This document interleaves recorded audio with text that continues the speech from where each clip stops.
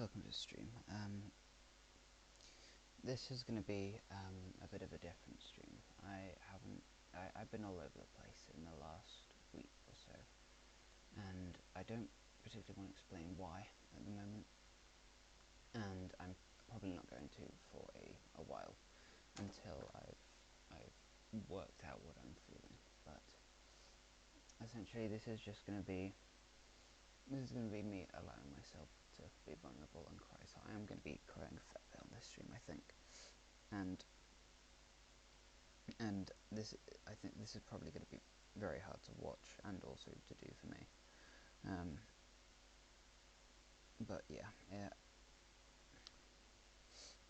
this is, I feel like I need to do this for myself because, yeah, again, I've just not been feeling amazing. And yeah, so we're going to be playing The Beginner's Guide, which is a very, very good game by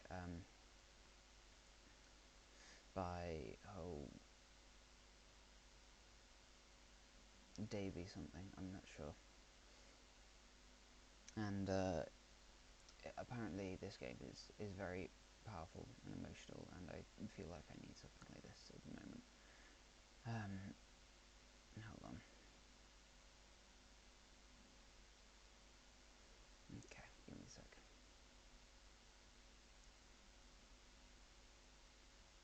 It's still live, yeah.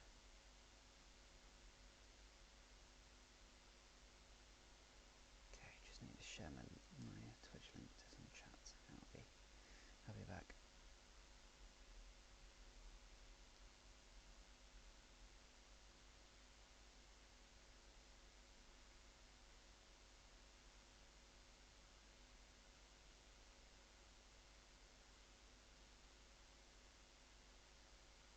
Okay.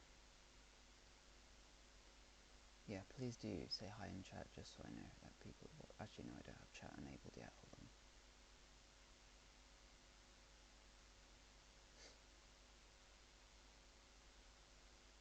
Okay. It took me forever to set this up because my laptop was having a hard time.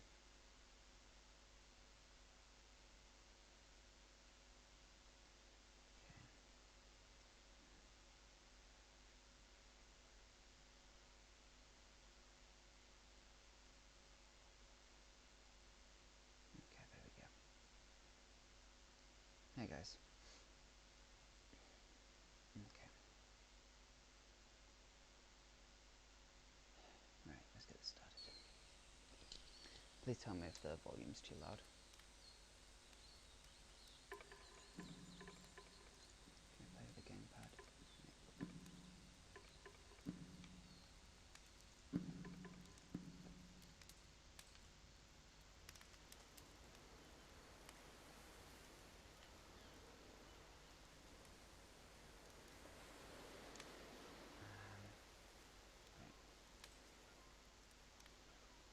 What would be that one? Chat option 1. Oh wait, chat option 1 will be that. Should table that. Table that.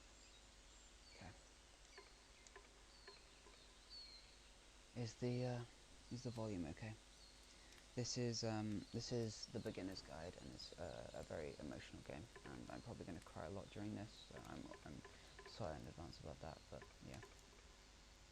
Is the volume okay?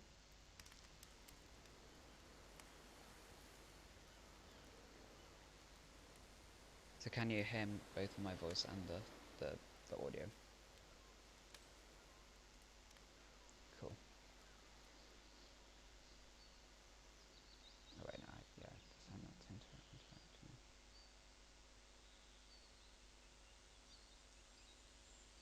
Yeah, this is the one about programmers. Yeah, audio's on.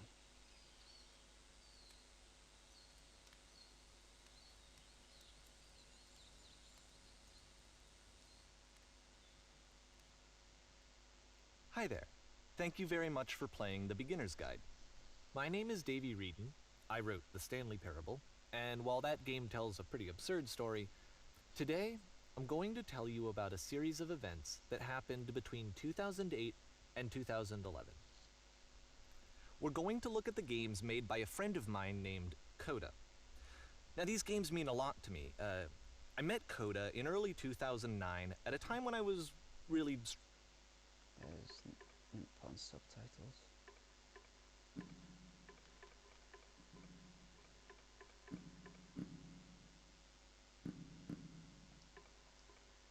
struggling with some personal stuff, and his work pointed me in a very powerful direction. I found it to be a good reference point for the kinds of creative works that I wanted to make. So just to start you off, this is, I think, the first game he ever made.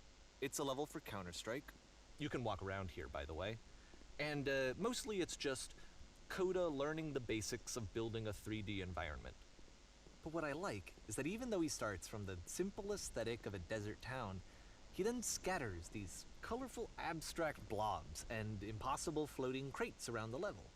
And of course, it destroys the illusion that this actually is a desert town, and instead this level becomes a kind of calling card from its creator. It's like a reminder that this video game was constructed by a real person. And it kind of makes you wonder, what was going through his head as he was building this? This is what I like about all of Coda's games. I mean, not that they're all fascinating as games, but that they are all going to give us access to their creator. I want us to see past the games themselves. I want to get to know who this human being really is. And that's exactly what we're going to do here. So, it's 2008, Coda starts making these games, and he never releases any of them. He doesn't put them onto the internet, he just makes them and then immediately abandons them, and they sit on his computer forever. And I think he really understood this image of himself as a recluse. At one point, he jokingly renamed his computer's recycling bin to Important Games Folder. So, you know, this was just how he worked. He tended to crank them out one after the other without even really pausing to try to understand what he had just made, until suddenly one day, he just stopped. In 2011, that was it. He made his last game, and then he hasn't made another one since. And that's why I've taken this opportunity to gather all of his work together, is because I find his games powerful and interesting, and I'd like this collection to reach him, to maybe encourage him to start creating again. And if the people like you who play this also happen to find his work interesting, then I'm sure it'll just send that much stronger of a message of encouragement to Coda.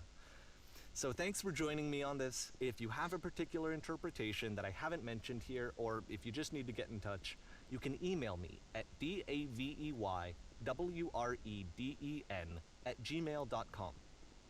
Okay, that's about it for introduction. Let's take a look at Coda's first proper game. As each game is loading, I'll show you the date that it was completed. This first one was made in November 2008.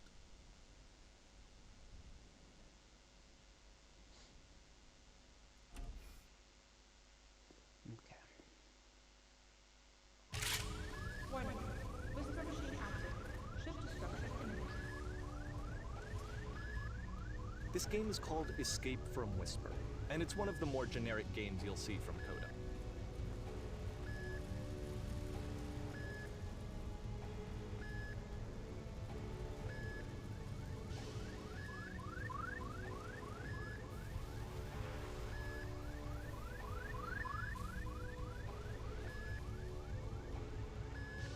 Security call breached.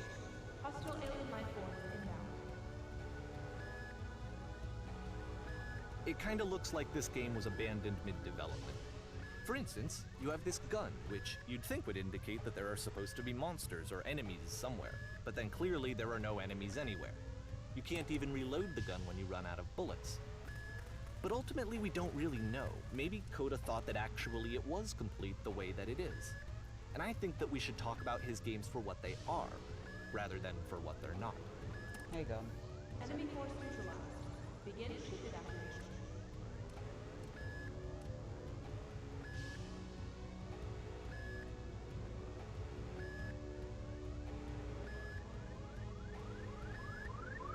I love how you can see the bottom of the universe from this room.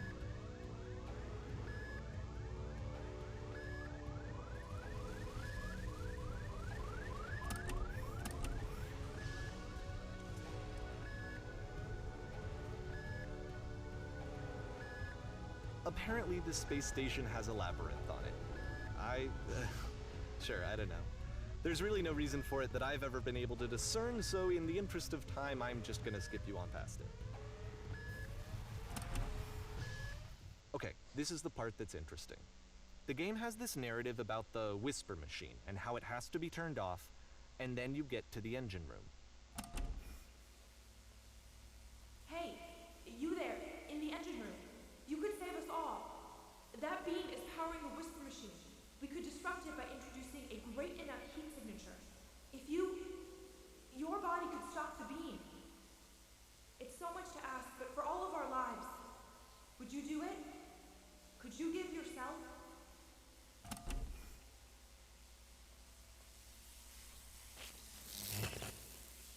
Let me pause here for a second. What you just experienced, stepping into the beam and then dying, is probably what Coda had initially intended when he was developing this level. But when he first compiles and plays it, something goes wrong. There's a bug somewhere. And this is what happens instead.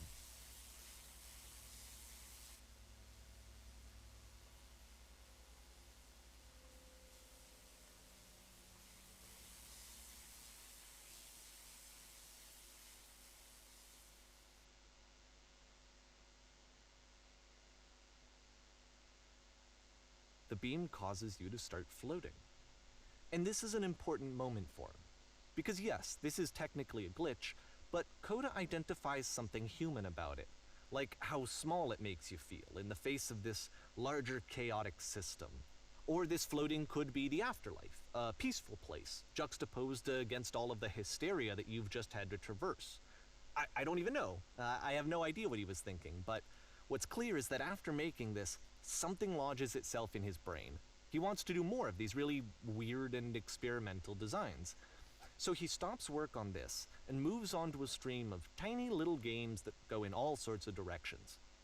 Let's go ahead and take a look at the first game he made after leaving this one behind.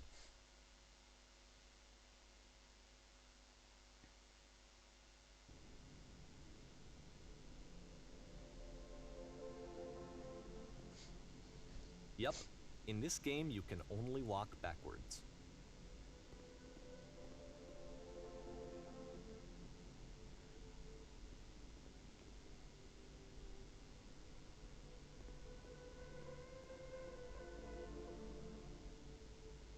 So it's a short and relatively minimalist experiment combining motion and narrative.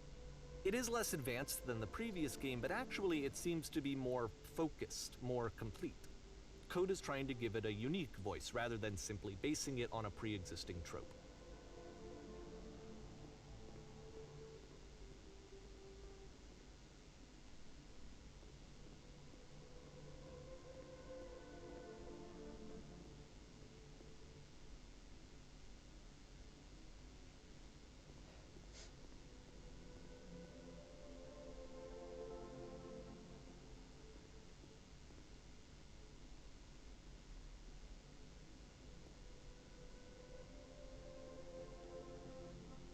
It's a short little thought, it says what it wants to say, and then it ends. Didn't need anything more than that. Which to me is why it works, because it gets out quick. Okay, next one.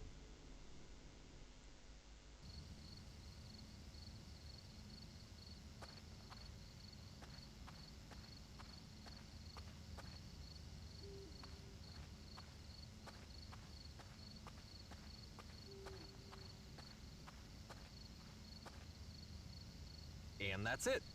Okay, the meaning of this game won't be clear just yet. Please be patient with me for a few more games, and I promise you'll see what makes it interesting.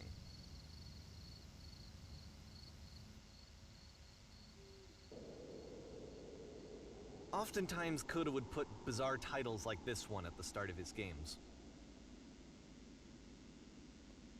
I wish I'd known him at the time that he was making these early games. He would really only talk to me about his work as he was making it.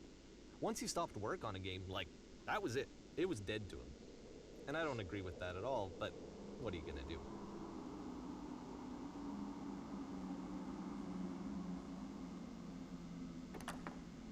Once you've been slowed to an absolute crawl, the door at the top of the stairs opens. So why, if Coda's not showing these games to anyone, why bother opening the door at all? Well, to show you, I'm modifying the game here so that when you press the use key on your gamepad, it'll bring you back up to full speed so you can enter the door for yourself.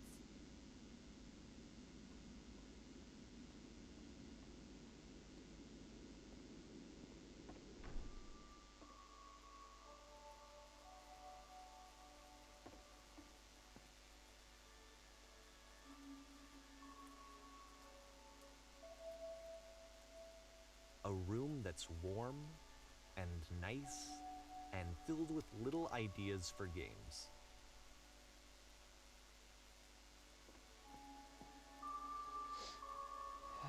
Coda would often tell me that he didn't mind if people thought of him as cold or distant.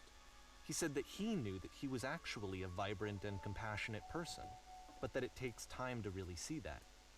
It can be a very slow climb to get there.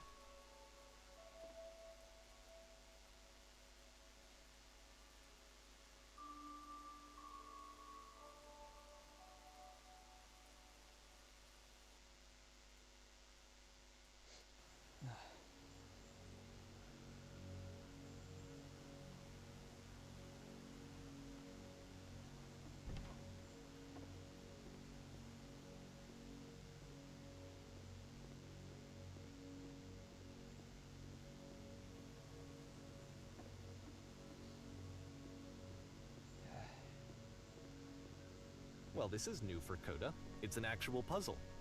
Go ahead and see if you can solve it.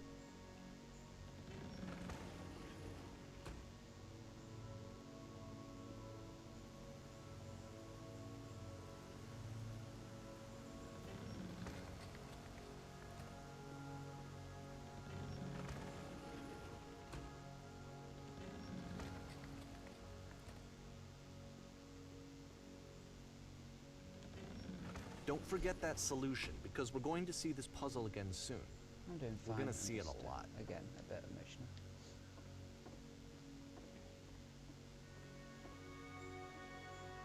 This is probably going to be a very quiet stream as well. Just because, again, I'm not feeling, massively tall. So that seems to be it, right? You walk down a corridor, you solve a puzzle, you get to the end. Simple enough. Oh yeah. Alright, now I'm going to modify the game again, so that when you press the use key on your gamepad, it'll remove all of the walls from this room.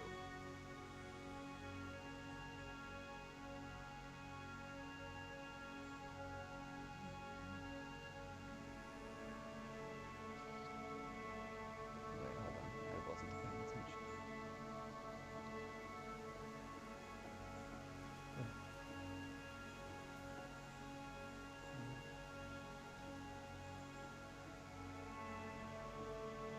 How about that? There was more to it than we had any way of knowing. I actually find it funny that this game comes after the Stairs game, since they essentially convey the opposite idea. So, in the Stairs game, a dull exterior concealed a rich interior. And then, in this level, a dull interior hides this fantastic outer world. Either way, I think that the point is the same, is that most of the time you don't get to know what you're missing, or even that you're missing anything. That's not your role as a player. So if your role here is not to understand, then what is it?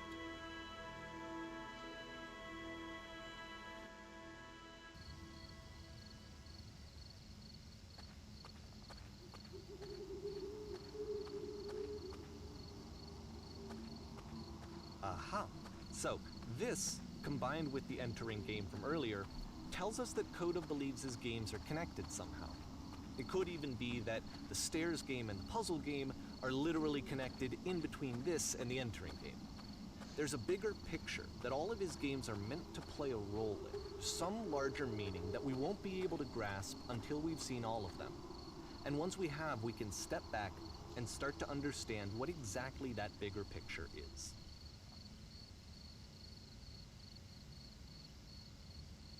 Also, can you guys hear me sniffing?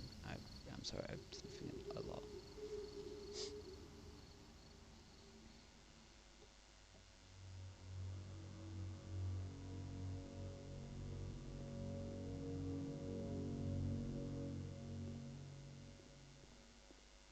Let's talk about video game development for a second.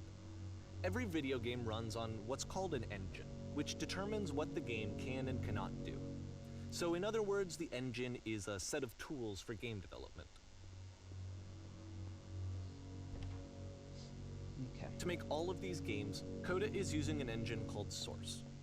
Like all engines, Source has certain things that it does well, and it has certain things that it does poorly. One of the things that it does very well is boxy linear corridors. That's why so many of Coda's games are set in these large, flat, empty rooms, is just because he's working with what the engine does well. The tools available to the creator shape what kinds of creative work they're going to end up making. You might consider paying attention to the architecture in Coda's games to notice how they seem to stem from an engine that's very good at producing linear, boxy corridors.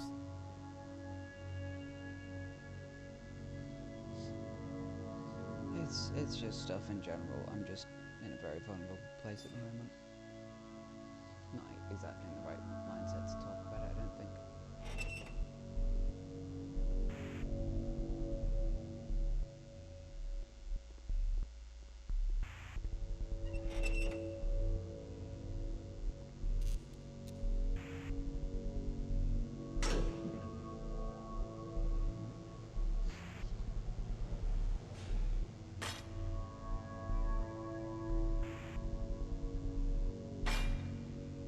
This prison, funny enough, in Coda's original design, the doors stayed shut for a full hour before letting you go. If you don't mind, I think we're gonna skip that. This is something that he and I used to argue about a lot. You know, whether a game ought to actually be playable, whether it means anything if no one can get through it. And I would always defend that, you know, all this work goes into the game, why not make it playable and accessible? And so we just got into heated arguments over it, and there was one time that after one of these conversations, he went home, and a day or two later, he sent me a zip file entitled Playable Games that was full of hundreds of individual games, each of which was just an empty box that you walked around in and nothing else. Believe me, I played every single one of those just to find out if there was like a gag hidden somewhere. There wasn't.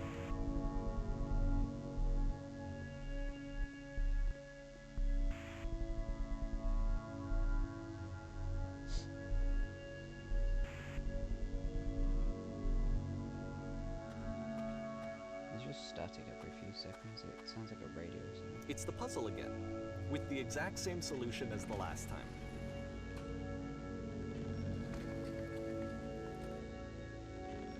There's still no clear indication of what makes this puzzle so special that Coda is going to return to it over and over. But I promise I'll share with you my interpretation very shortly.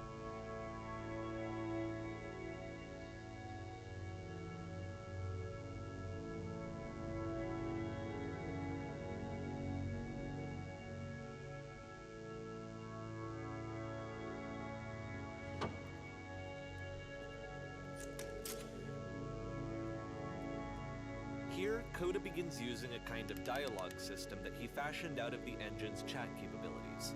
Use the buttons on your gamepad to respond.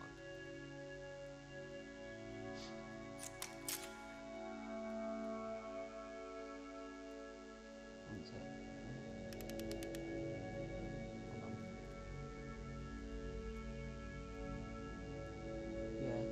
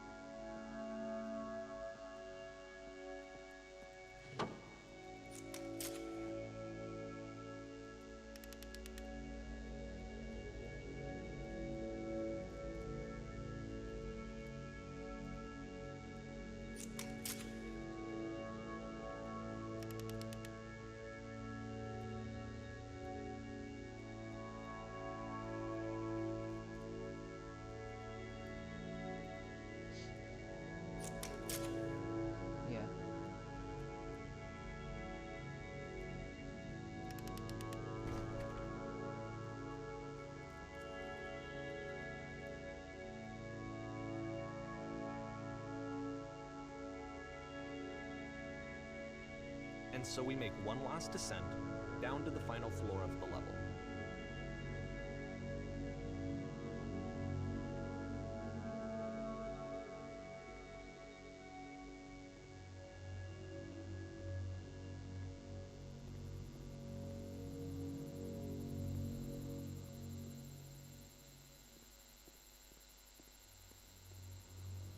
It's a lamppost. Okay, I can't tell you quite why, but for some reason, Coda fixates on this lamppost. It's going to appear at the end of every single one of his games from here on out. I'll tell you what I think. Yeah.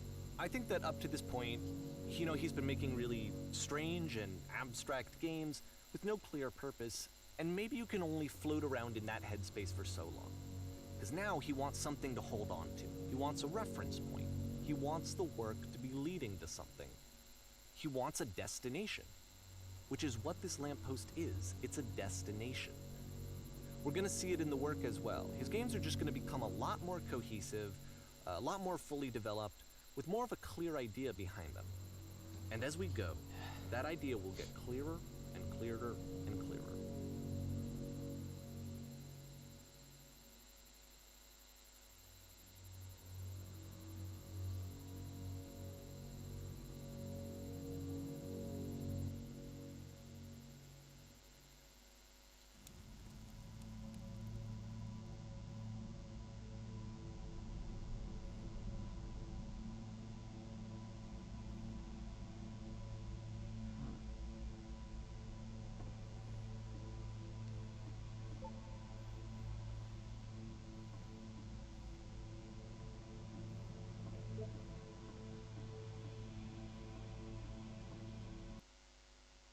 So first off, I'm sure you can deduce this, but this game is not connected to the internet. All of the notes that you're going to see have been written by Coda. This was actually the first game of his that I ever played. This was shortly after I met him at a weekend game jam in Sacramento, where I grew up. I saw him working on this very level, and it was just so different from anything that anyone else was doing. So right away I was like, I have to be friends with this person. In retrospect, I think I was probably a bit too pushy, trying to get his attention. I was over-enthusiastic. But he was very gracious about it and very patient with me. And I cooled off eventually. Oh, feel free to skip over any of these notes if they're not doing anything for you. Nothing extra is going to happen if you read all of them. Either way, to me they convey a sense of loneliness. I see this person who's filled with thoughts and feelings and beliefs and has no way to express them except as scattered and unheard voices in a game that wasn't meant to be played.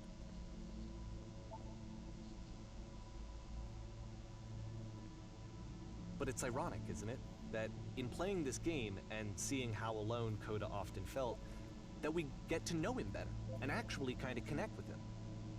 And I have to be honest with you, this idea is really seductive to me, that I could just play someone's game and see the voices in their head and get to know them better and have to do less of the messy in-person socializing. I could just get to know you through your work. I think this is why I always liked Coda's games so much, is because it felt like they let me have that connection. I felt as though he was inviting me personally into his world. And then I feel less lonely too.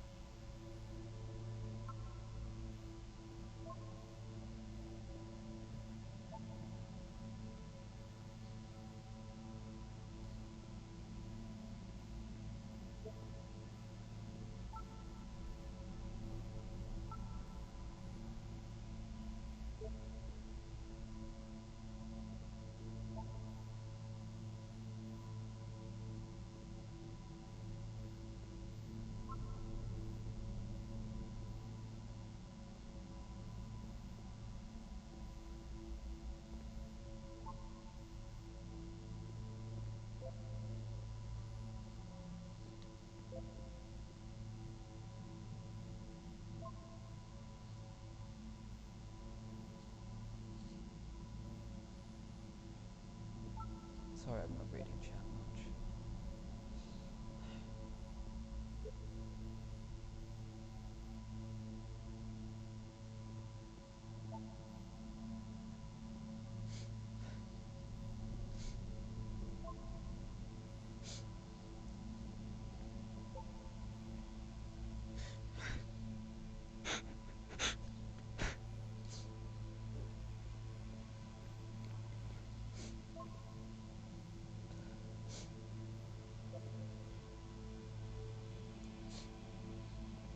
Sorry. Flipping.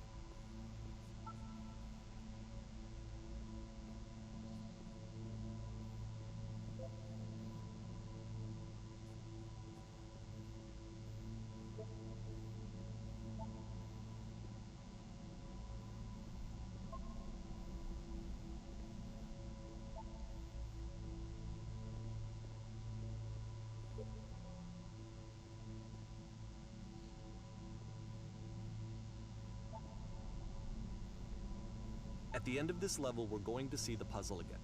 And here, I'll tell you what I think the puzzle means. Each of these games represents an idea that was on Coda's mind at the time that he was making it. And the puzzle is a way of closing the door on a previous chapter of his life before moving on to the next one.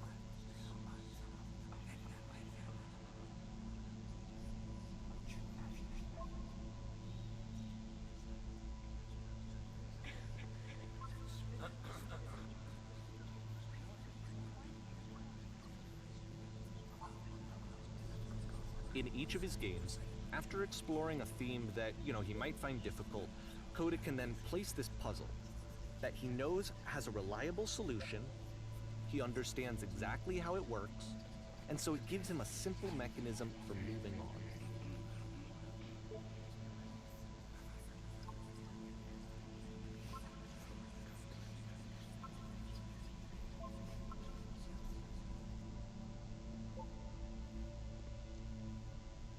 And because there's this dark area between the doors, a space between spaces, before you move on, you get to pause.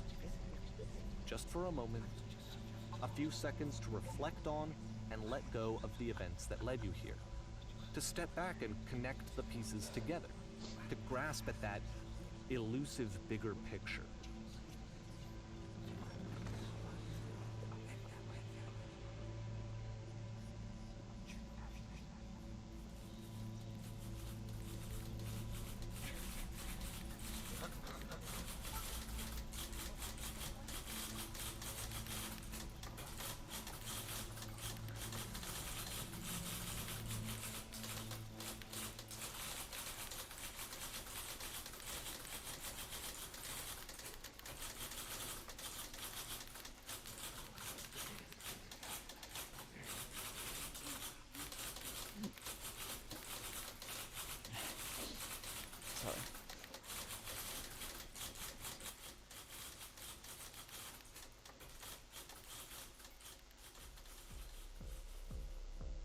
Okay, this one is tough.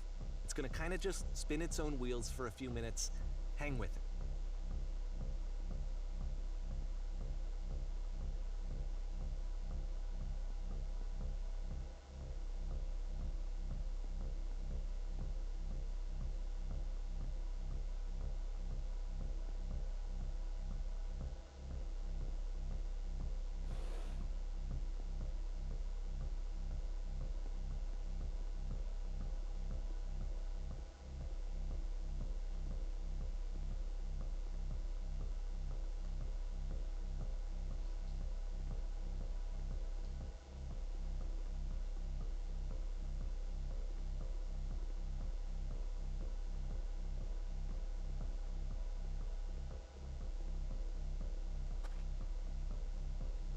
See, like, this is it.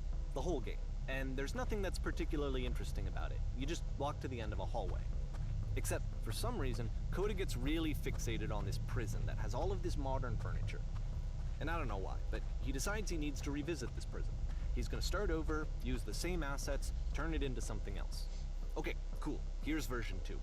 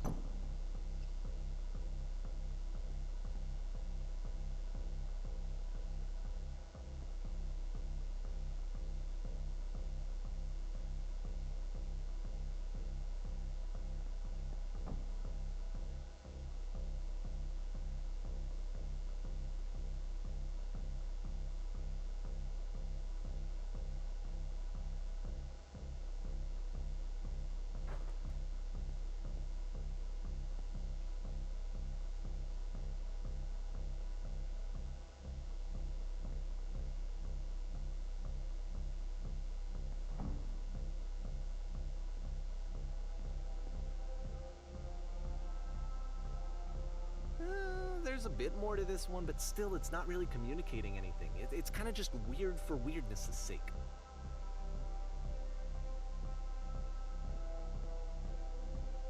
So, okay, he throws it out and starts over. This time he comes at the prison idea from a different direction. Okay, I'm going back to looking at chat now. I just had to go away for a sec. Sorry.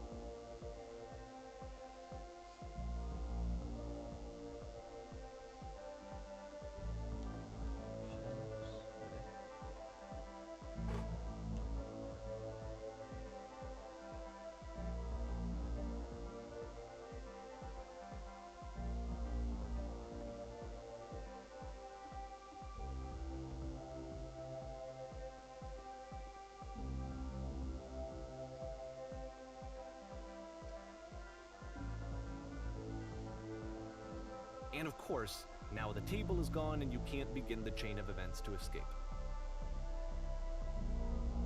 Here's a version where there are no bars, but you can't actually get to the well. And then a version where the inside of the prison is the outside and the outside is the inside. Let me just blink you real quick through a few more of these. I mean, he really unloaded on this prison idea. There's nearly a dozen. Personally, I think it's awful to watch this. To see a person basically unraveling through their work. And for what? Like, at what point do you just go, maybe there are game ideas other than this prison that I could be working on? But Coda doesn't have that voice telling you to stop. That particular mechanism of defense against yourself. Without it, you just spiral. And so he keeps going and going and going and going and going, and then he hits on something. And he likes it. And that's it. He's done. He stops making prisons. This is the very last version of the prison game that he created, and the reason I think it works is that the prison is not actually in it.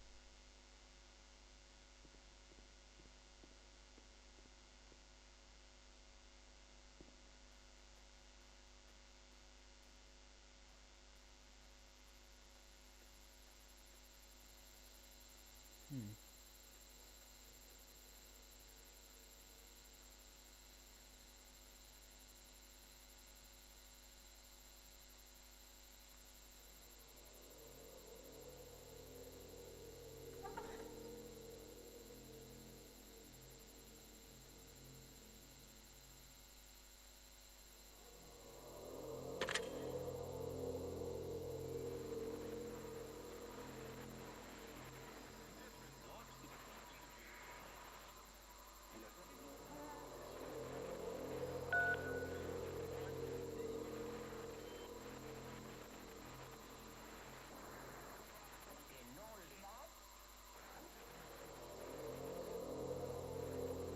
It's a conversation. And so this is what Coda wants, is to be able to talk to someone, to share what's on his mind, and to get some good advice from someone who knows. But the irony is that even in this scenario, you're still talking to yourself. You know, all of these games so far are Coda talking to himself.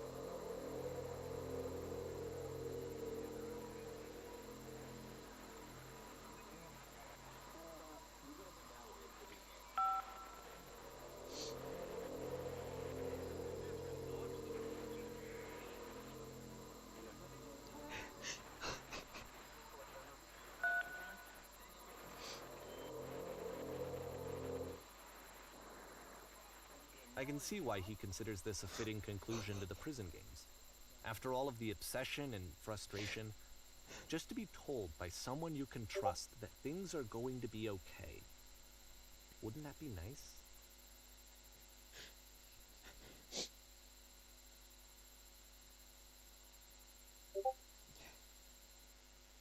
So I'm getting Discord pings, I'll be back in a sec.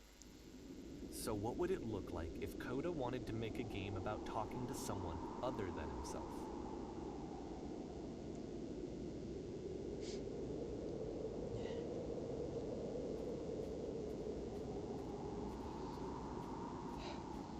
To me, this environment is meant to represent Coda's puzzle, with the two doors on either side and a dark transitional space between.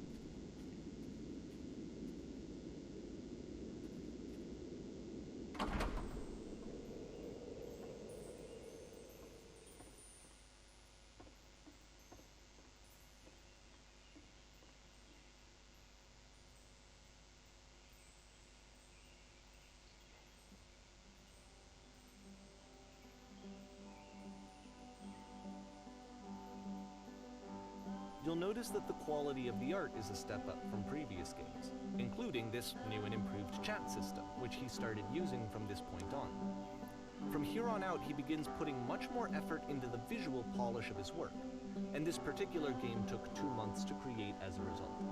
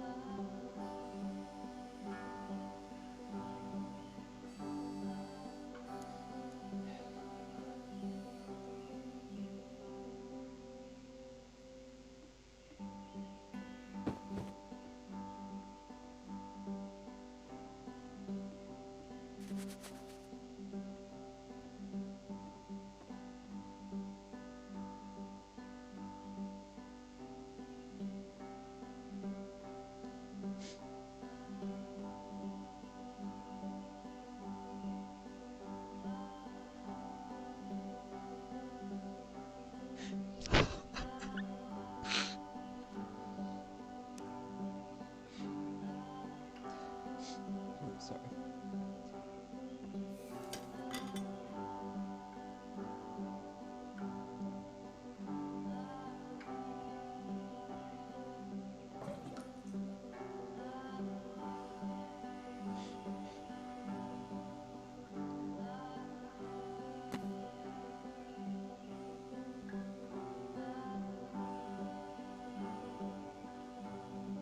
After the intense set of prison games, this house cleaning level almost feels like cleansing. It's the moment after a particularly difficult or traumatic experience where you just need to let it sit and digest inside of you, and eventually cohere into something meaningful. Thank you, Anakin. Thank you, Ethel.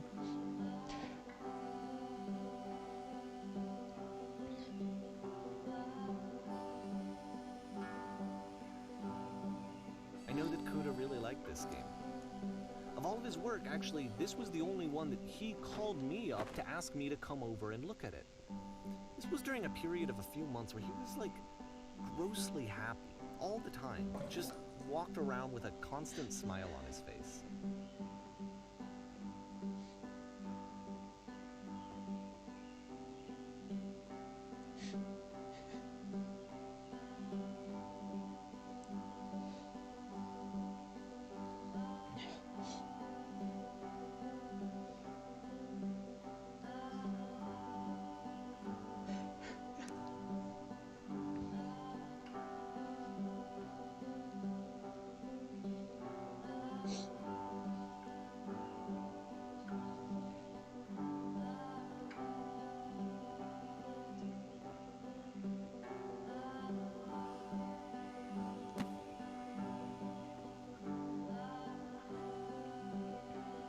I'm glad he made this.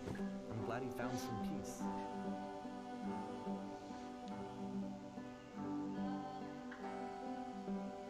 But, of course, it can't last. The music stops, your companion is gone, it's time to leave. The door at the top of the hill is now open as well. Again, you can't stay in the dark space for too long. You just can't. You have to keep moving. It's how you stay alive.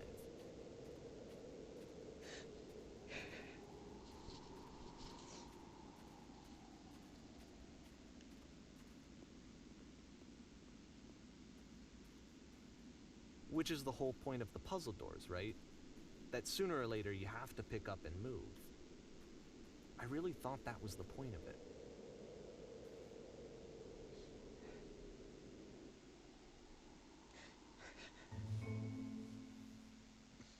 This one gets a bit goofy.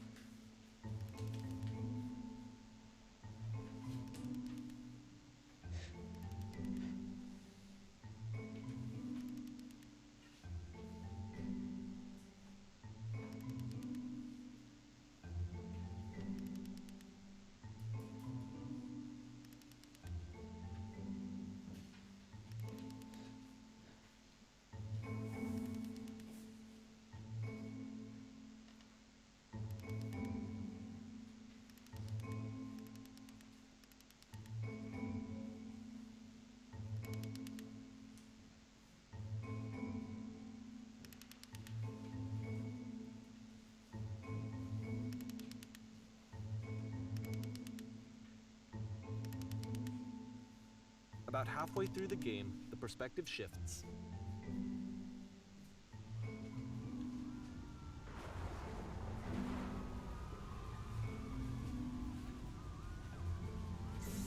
And you play as the teacher. And suddenly, you discover that your teacher is just as bigoted and afraid as you are. Oh, and also you can move around the classroom now.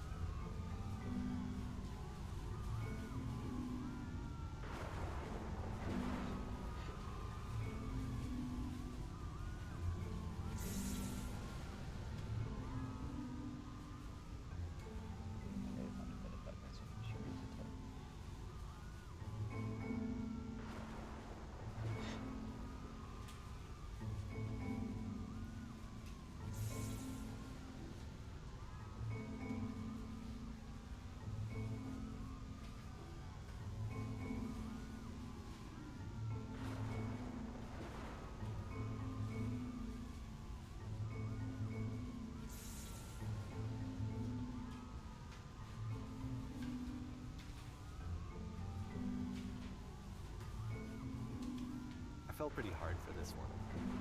I feel like it's one of the most relatable experiences that you can have. To assume that some other person is perfect and totally fulfilled in every way, and completely miss all of the little flaws that make them painfully human. I think about this game a lot these days.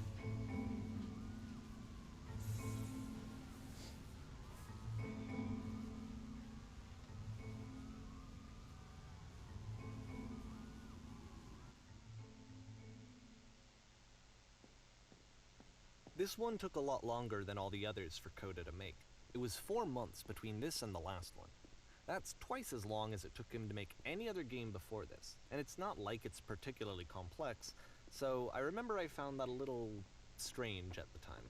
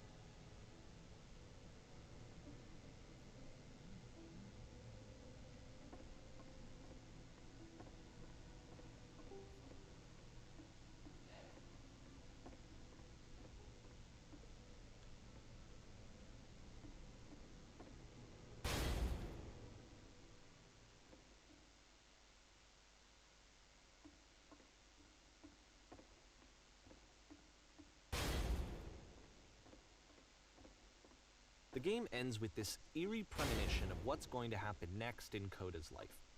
The solution to social anxiety, to fears of having to perform and having to chase success, the answer for Coda is to withdraw, to hide himself away.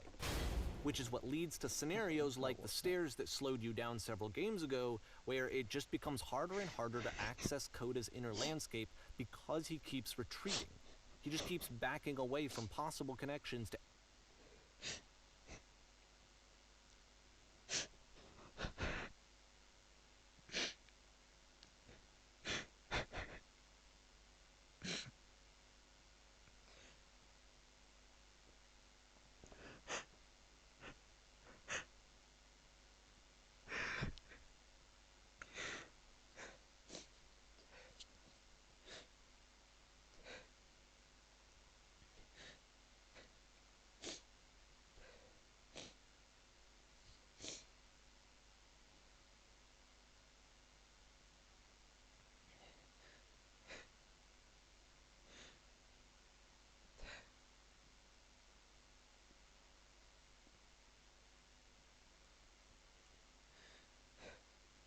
Okay. anyone other than himself. And to be honest, I didn't consider it very healthy when I first played this. You know, it looked to me like he was trying to justify the idea of just disconnecting yourself from the world. And that wasn't what I wanted for him or for his games. Because I feel like a lot of his games are inviting me to connect with this person, to bring him closer. But what can you do? After this, Coda went off and took another 5 months to make a new game. Okay, I'm going back to Twitch chat. Okay. Yeah. Thank you, Jay. One sec.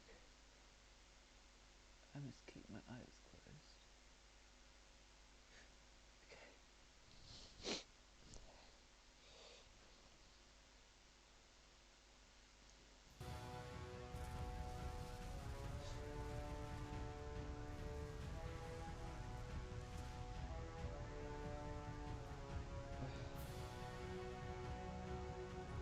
Is everything open?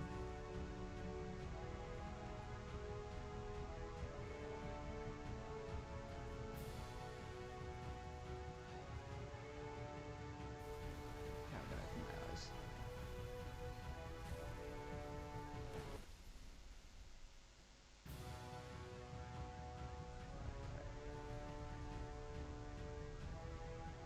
You should probably open your eyes if you haven't already. It's pretty much impossible to solve otherwise. Okay. And there is a solution, by the way.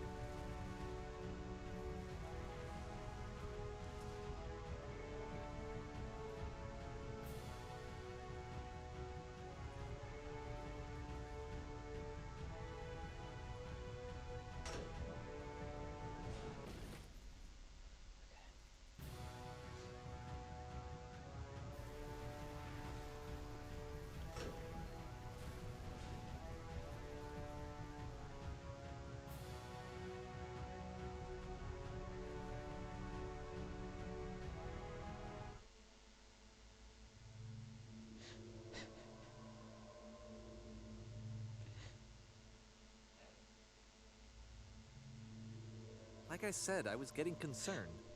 First off, he's never been this explicit in his work about exactly what he's thinking. So where's that coming from? But then even weirder, his work has potentially stopped being an outlet for him. Not like he's having trouble iterating on ideas, but he literally just can't think of new ideas anymore. And in person, he was being a lot more distant than usual. Like, you know how sometimes a person will just deflect anything that you say in order to keep themselves disconnected all the time? It was that kind of thing. Here was the point in my relationship with Coda where I really started to wonder if he needed my help in some way. His games are going to get more desperate from here on out. After this game, it's almost 6 months before he finishes something new.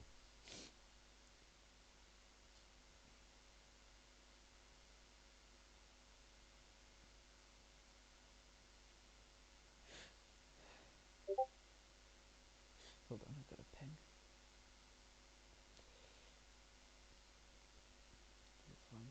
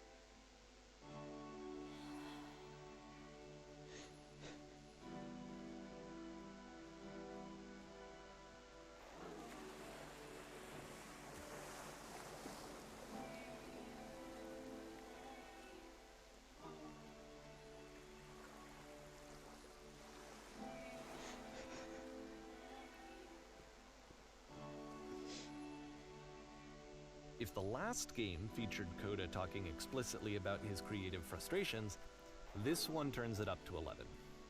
Now, put yourself in my shoes playing this. Here's a friend whose work is exhibiting signs of struggle, frustration, anxiety, depression, even. And yet, still, he keeps making games.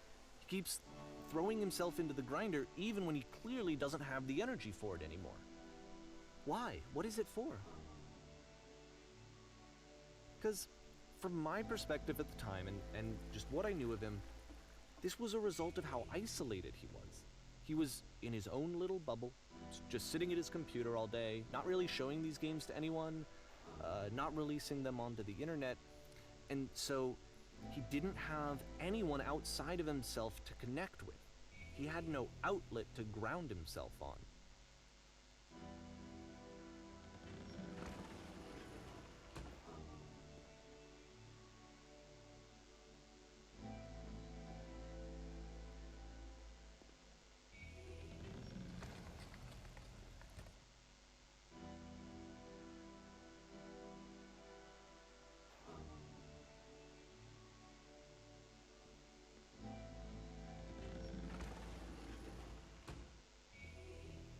You can't talk yourself out of loneliness. It doesn't work that way. You can't be the one writing both the questions and the answers. Then there's no movement. Then there's no circulation. If all of your anxieties are being channeled into your work, then if the work ever fails, you have no backup and you're just going to crash.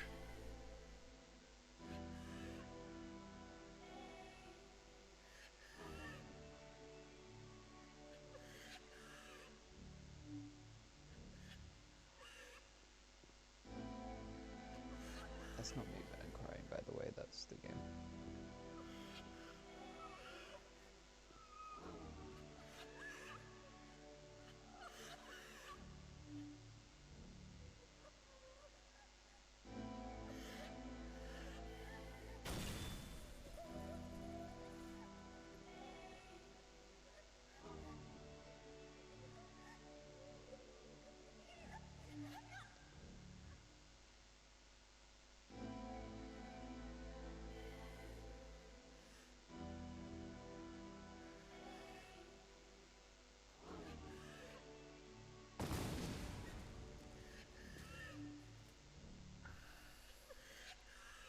Seeing this game at the time that he made it, it looked really unhealthy to me.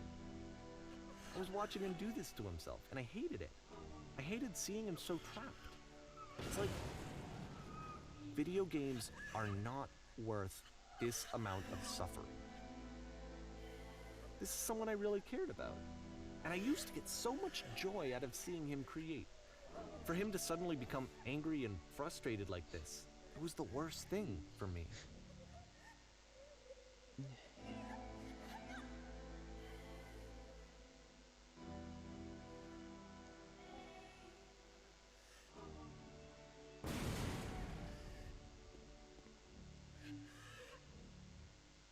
I don't know.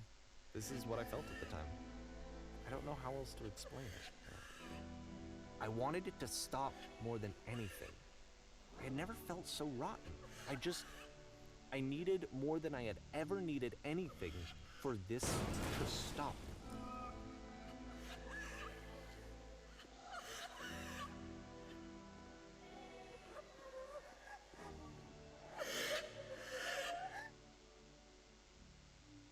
But it didn't stop. After finishing this one, Coda takes another 7 months and comes up with a new game.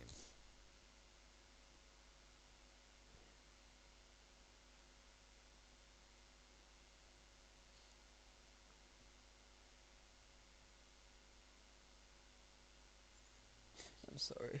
I didn't mean for you to feel sad.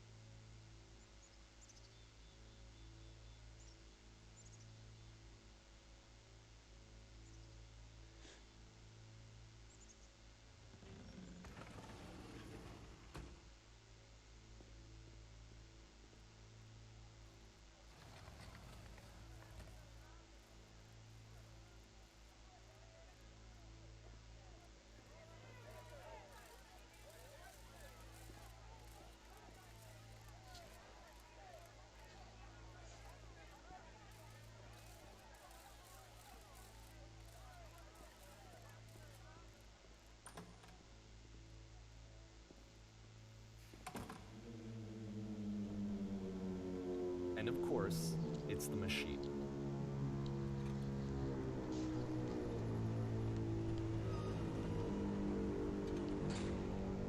Yeah, it must be on screen. No, wait.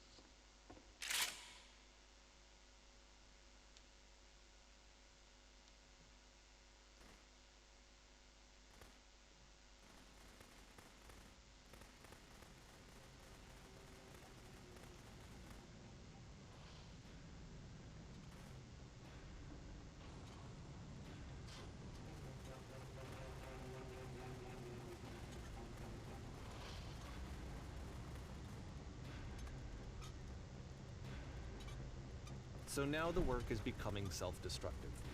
And I'll tell you, at the time that I first played this game, shortly after he made it, here's what I'm thinking to myself. I'm thinking that Code is stuck in his own head, and that it's having a very negative effect on him, and that all he needs to do is just start showing his work to people, to get some actual feedback on his games. It might get him out of isolation.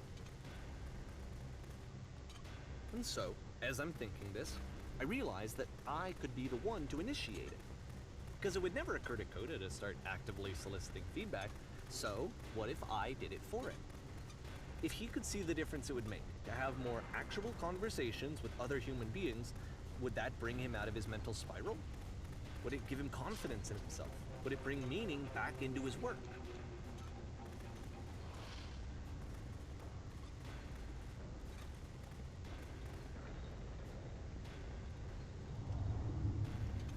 So I started showing Coda's work to people.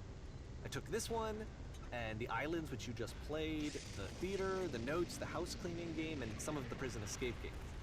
I brought them to people that I knew and trusted. I asked their opinions. And the great part is that they really loved his games. You know, the point of it all was just to give him some external reference point, but they genuinely loved his work. There was nothing for him to be afraid of.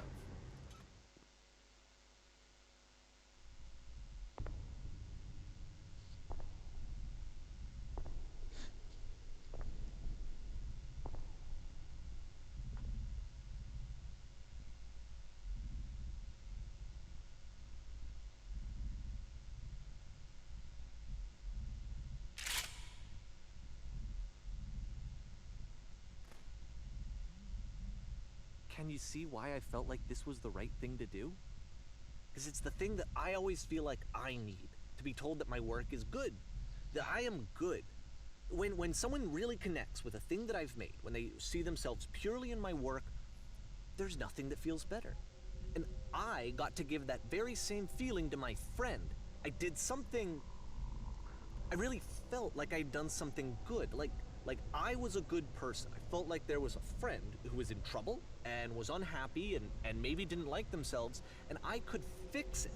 If I could give him this gift, maybe I could fix the problem. When they told me how much they enjoyed his games, it was the best feeling. It was the absolute best feeling. It made me feel so happy. So beautifully, beautifully happy.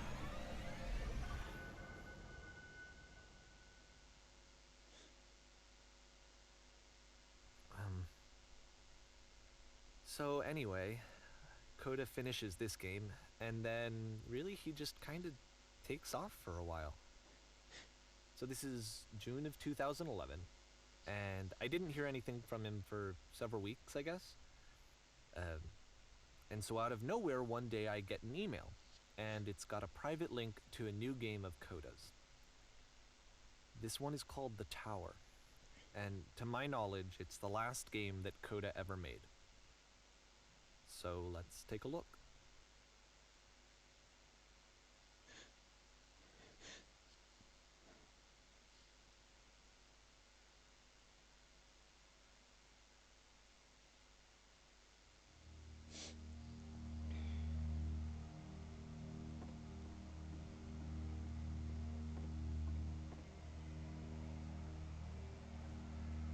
And this is where I have trouble saying anything meaningful about Coda's work. Because more than anything else, the tower just feels distant. It feels like it's trying to distance itself from the world. It's a very cold game.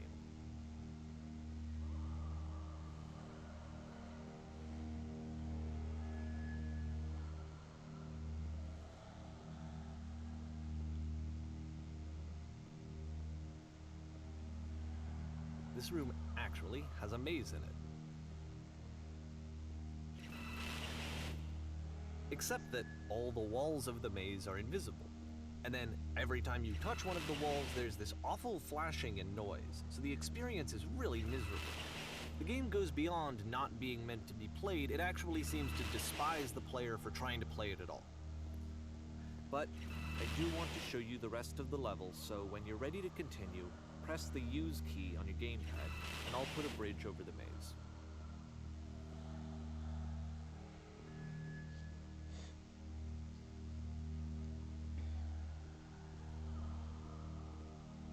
Again, that's not me crying. That's the game. And to be fair, it's not like this is the first game that's needed some modification to be playable. Like the house cleaning game. You know, that one used to actually loop the cleaning chores and you just cleaned a house forever. I had to cut it off so that you could exit the house and the game would actually end. But that game had an idea that it was actually trying to communicate. What's the deeper idea behind the invisible maze?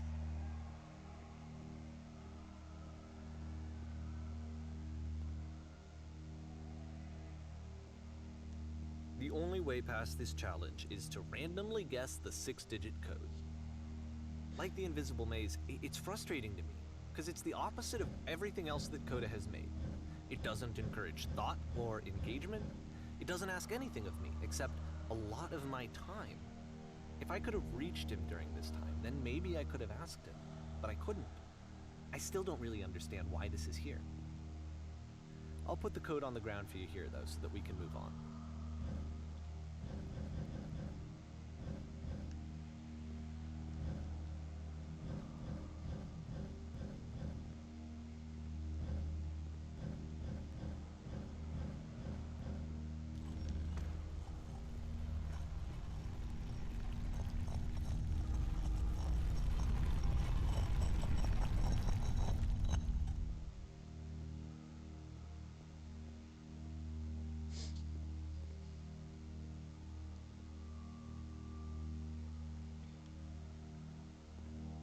The switch to open this door is actually on the other side of the door, meaning that it's literally impossible to solve from this side. So even if you somehow brute forced your way through the first 2 challenges and you got to this point, there's actually just no way to progress. And it's scary for me, the idea of Coda cutting himself off entirely, just saying, that's it, that's the end of the conversation, not giving me any way to fix the problem. I feel like a failure, I guess, when I can't fix the problem. But I can open this door for you, so let me do that.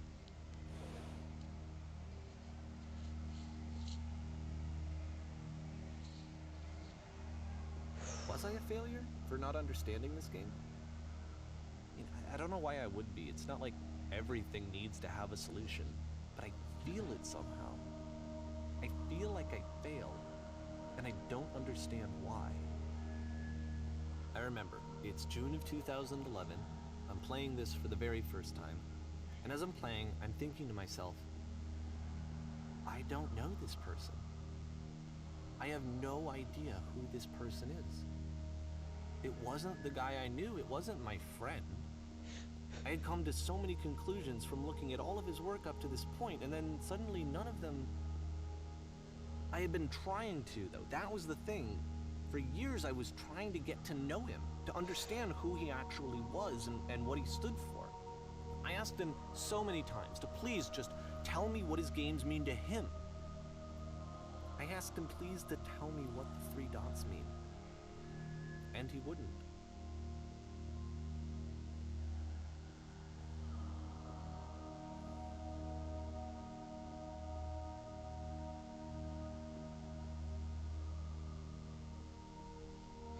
I just felt so strongly that if I could have connected with him, that if I could have somehow made his work my own, that I would finally be once and for all happy. It was that I needed to see myself in someone else. I needed to be someone other than me. But he stopped and left, and it felt somehow like I had failed.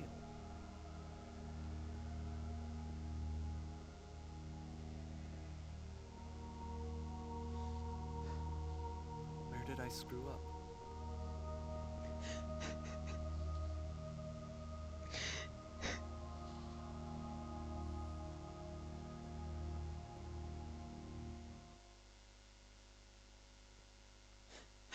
I'm the reason that you stopped making games, aren't I? It's because of what I did. I poisoned it for you.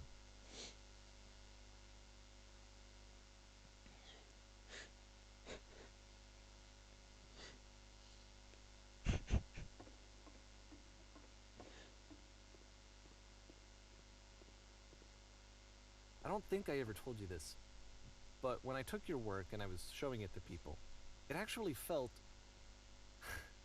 it felt as though I were responsible for something important and valuable.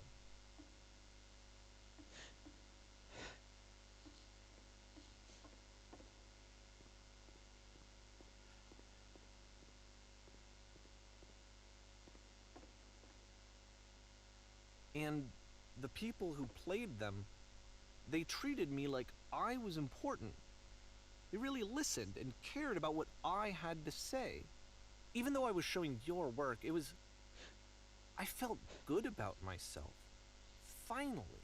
For a moment, while I had that, I liked myself.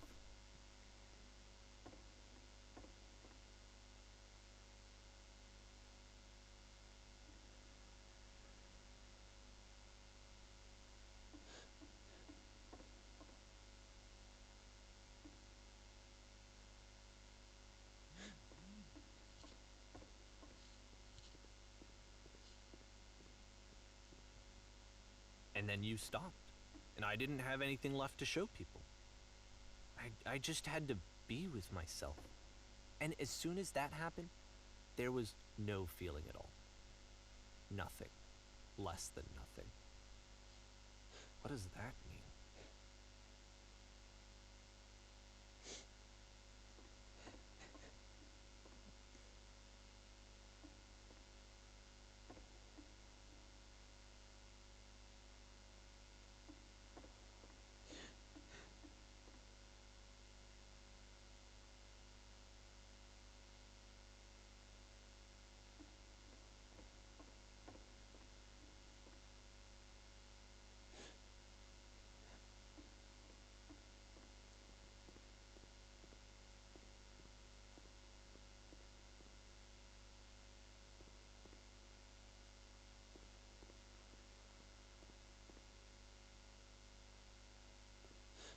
I'm afraid that I did something really stupid because I don't like myself.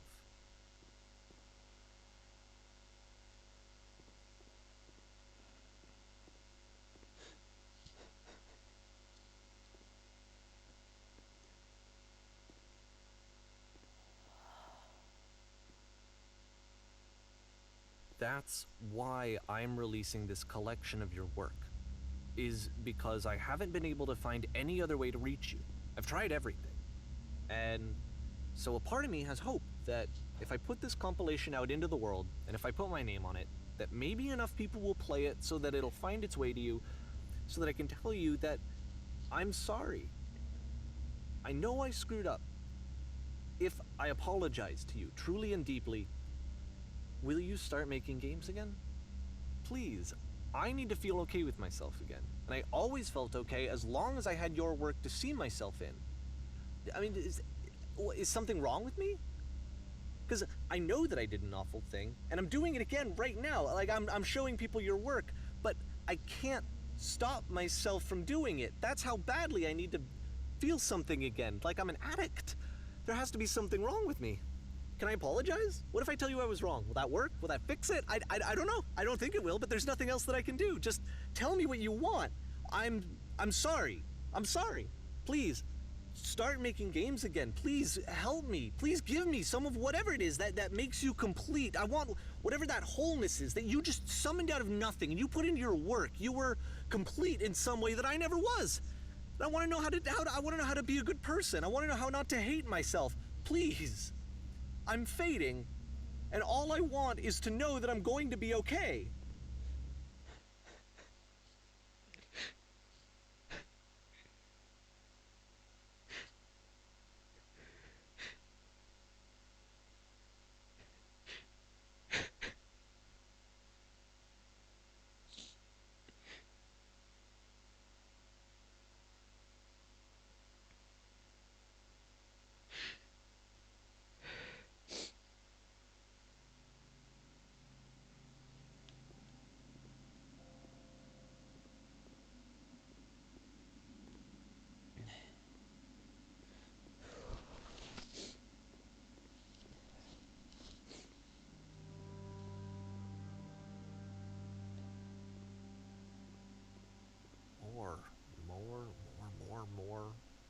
More love, more praise, more people telling me that I'm good. Always more. It's like a disease.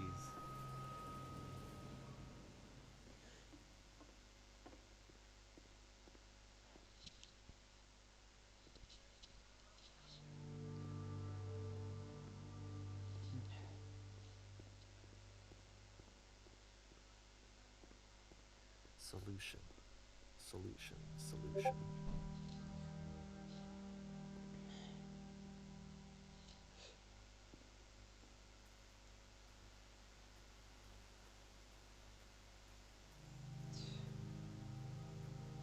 What a pain, hold on.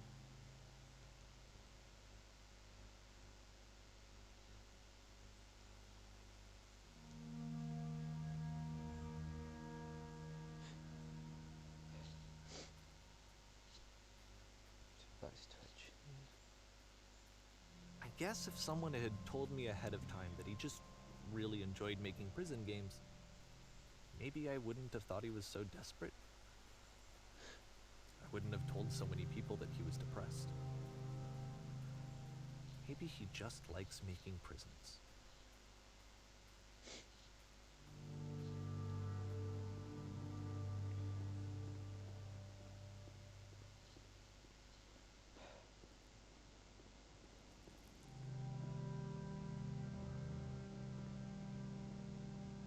Even now, the disease is telling me to stop. Don't show people what a shitty person you are. They'll hate you.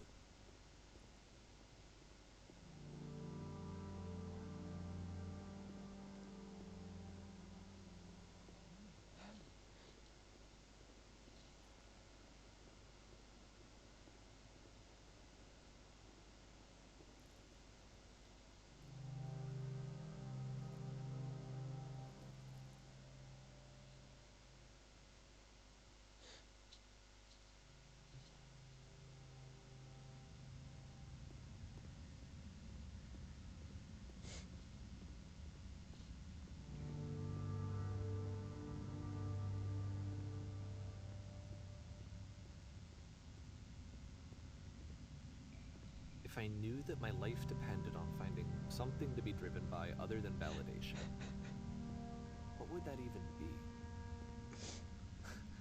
It's strange, but the thought of not being driven by external validation is unthinkable. Like, I actually cannot conceive of what that would be like.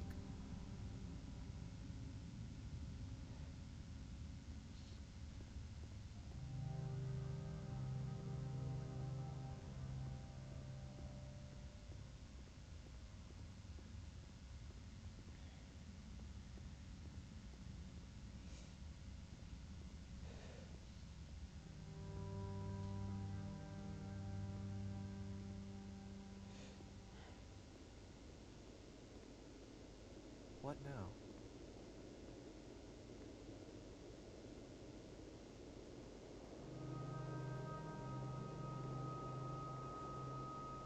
I think I need to go. And I'm sorry, because I know that I said that I would be here and I would walk you through this, but I'm starting to feel like I have a lot of work to do. I have a lot that I need to make up for. And so I'm just gonna... Okay.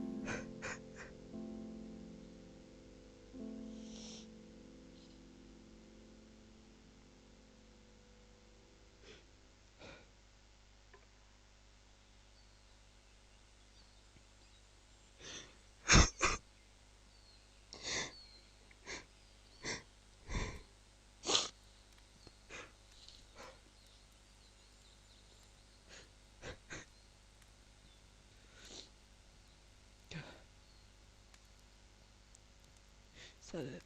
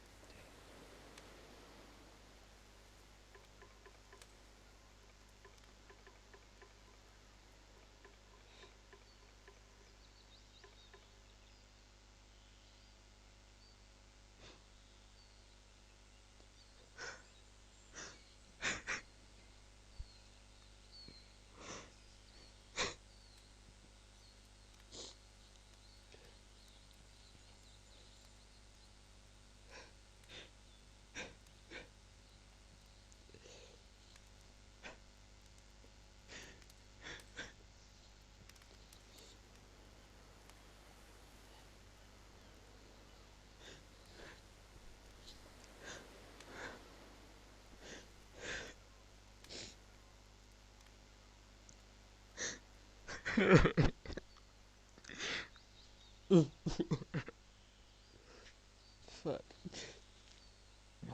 Fuck.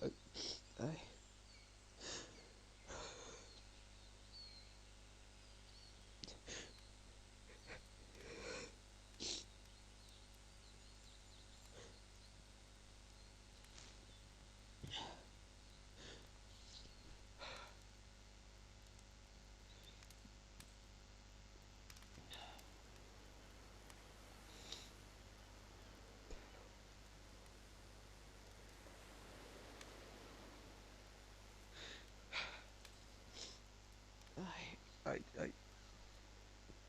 Yeah.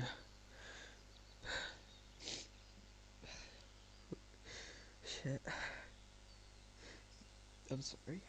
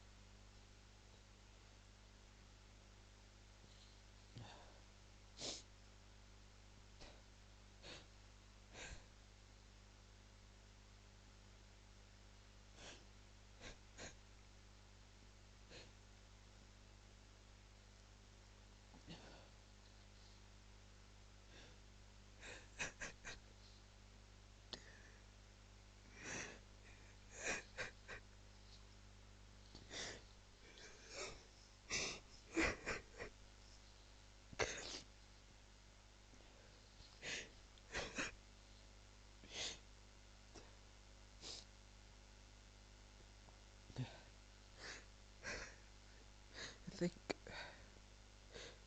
I think I'm gonna go now.